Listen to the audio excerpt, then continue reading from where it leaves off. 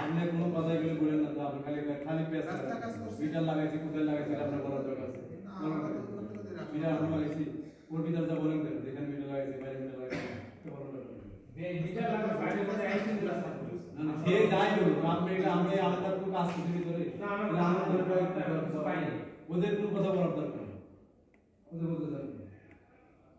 ওরা না শুনি ঘুরিয়ে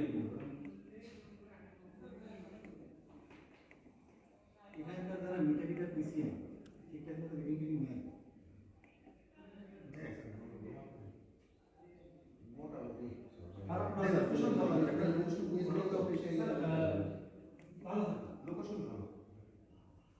আমার শুধু অবস্থানের জায়গা হচ্ছে যে বিলিং সেকশন, মানে এর কোনো মা বাপ নেই, এদেরকে কোনো কারো কোনো কন্ট্রোল নেই, এতগুলো লোক কে কন্ট্রোল করবে?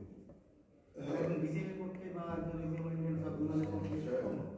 ওই যে মানুষের কাজ করতে গেলেন সাথে 30 গেলেন 30 আমাদের যে আমি মনে করি গভর্নমেন্ট যে ডিসিশন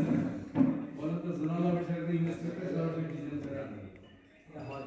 আমি যে কোন সরকার এসিয়ার করে গার্মেন্ট কি সরাসরি বিলিং সুপার সরাসরি আপনি নিয়ন্ত্রণ করে এই যে গভর্নমেন্ট সার্ভিস কাজ আছে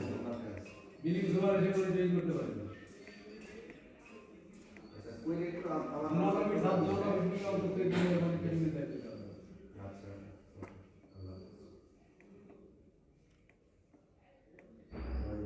রাম চত্বরে মনে হয় একটা সিট লাগা আছে উদ্বোধন করলেন মোহাম্মদ ইয়াজদানি জর্জ